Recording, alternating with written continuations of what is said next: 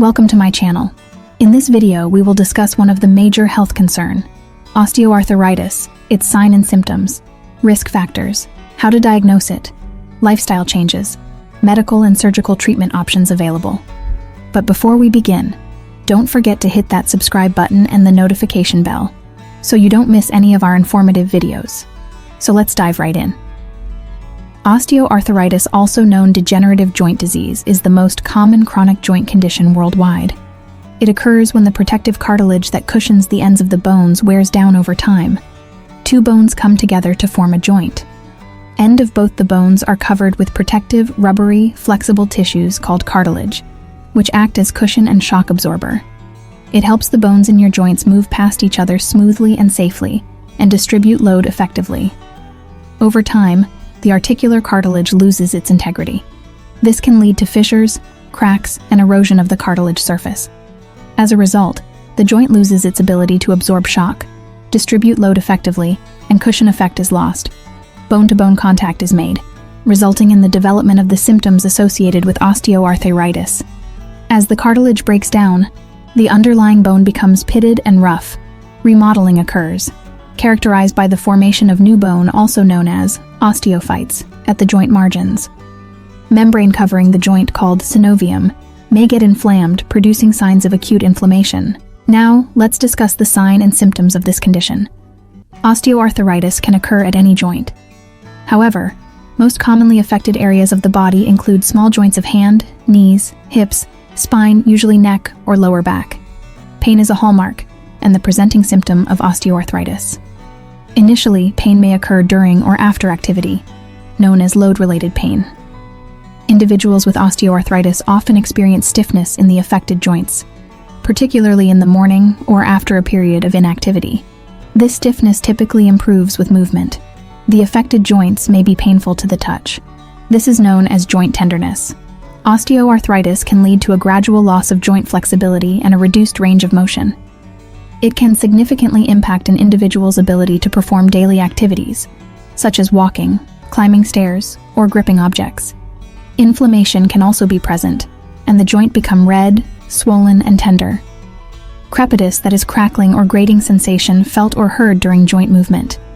It results from the irregular surfaces of the damaged cartilage rubbing against each other. Recognizing early symptoms of osteoarthritis can help you better manage the condition. As disease progresses in severity, other symptoms may occur. Weakening of ligaments and other supporting structures can lead to a sense of joint instability, especially during weight-bearing activities. Over time, the body may form osteophytes, or bony outgrowths around the edges of the joint.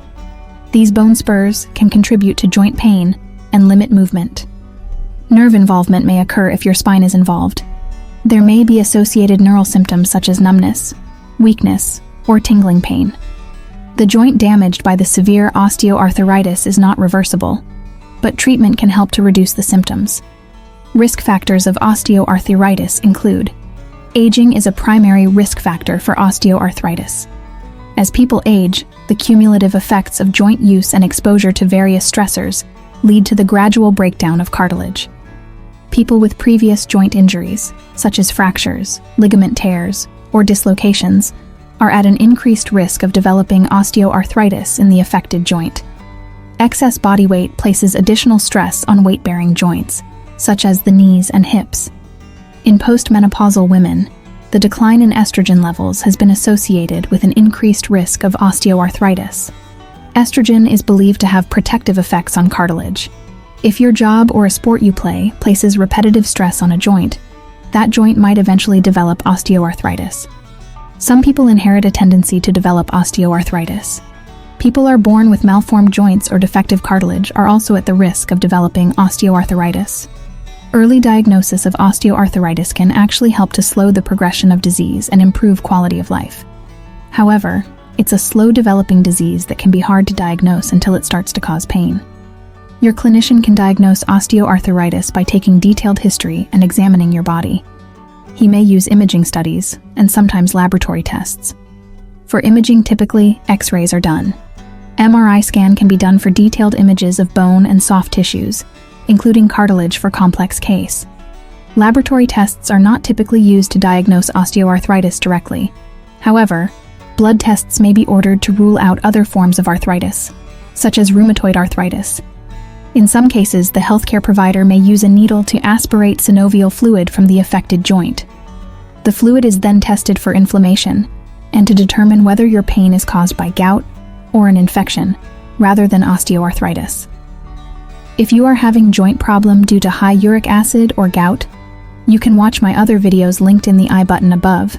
After watching this video, the treatment of osteoarthritis aims to relieve symptoms, improve joint function, and enhance overall quality of life. The choice of treatment depends on the severity of symptoms, the affected joints, and individual patient factors. Treatment mainly involve lifestyle modification, medication, therapy, and surgical procedures. Lifestyle modifications include weight management, exercise, and joint protection. For individuals with overweight or obesity, weight loss can significantly reduce the mechanical stress on weight-bearing joints, such as the knees and hips. Regular, low-impact exercise helps strengthen the muscles around the joints, improve joint flexibility, and reduce pain. Activities such as swimming and walking are often recommended. Gentle stretching exercises and yoga can also be used. It helps to improve joint mobility and range of movement. As with any exercise plan, check with your doctor before beginning to make sure it's the right course of action for you.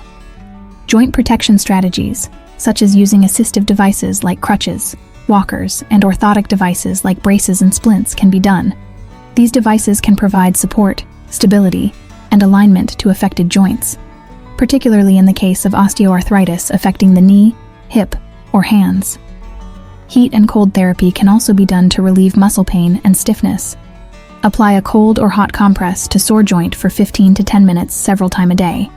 A physical therapist can show you exercises to strengthen the muscles around your joint, increase your flexibility and joint stability. An occupational therapist can help you discover ways to do everyday tasks without putting extra stress on your already painful joint. Transcutaneous electrical nerve stimulation, also called TENS, can also be used. This uses a low-voltage electrical current to relieve pain. It provides short-term relief for some people with knee and hip osteoarthritis. Medications can help relieve osteoarthritis symptoms, primarily pain and inflammation. They are taken as oral tablet form, topical gels, or injections. Acetaminophen, widely available as Tylenol or Panadol, has been shown to help some people with osteoarthritis who have mild to moderate pain. Taking more than the recommended dose of acetaminophen can cause liver damage. Over-the-counter non-steroidal anti-inflammatory drugs, such as ibuprofen, available as Advil, Motrin IB, or Brufen and naproxen sodium as Aleve, taken at the recommended doses, typically relieve osteoarthritis pain and inflammation. Stronger non-steroidal anti-inflammatory drugs are available by prescription. Non-steroidal anti-inflammatory drugs can cause stomach upset, cardiovascular problems, bleeding problems, and liver and kidney damage. Duloxetine, normally used as an antidepressant. This medication is also approved to treat chronic pain, including osteoarthritis pain. Topical gels over the counter available as Voltral gel or capsaicin gel applied to the skin over the affected joint have fewer side effects and may relieve pain just as well. Corticosteroid injections into the affected joint can provide short-term relief from pain and inflammation. Hyaluronic acid injections may be considered for knee osteoarthritis, acting as a lubricant and shock absorber. Some individuals take glucosamine and chondroitin supplements, which are components of cartilage, to potentially reduce symptoms and slow the progression of osteoarthritis. Scientific evidence on their effectiveness is mixed. Patients not responding to conservative measures may require surgical interventions. In certain cases, arthroscopic surgery may be performed to remove loose fragments of cartilage or smooth out damaged joint surfaces. For severe osteoarthritis that does not respond to conservative measures, joint replacement surgery, for example hip or knee replacement, may be considered. This involves replacing the damaged joint with a prosthetic joint. It's important for individuals with osteoarthritis to work closely with their healthcare team to develop a personalized treatment plan. This plan may involve a combination of the above strategies to address the unique needs and preferences of each patient. Regular follow-ups with healthcare providers help monitor the effectiveness of treatments and make necessary adjustments over time. That's it for today. If you found this video informative, don't forget to give it a thumbs up. Share it with your friends, leave comment below for any queries, and hit that subscribe button for more health-related content. Until next time, stay healthy.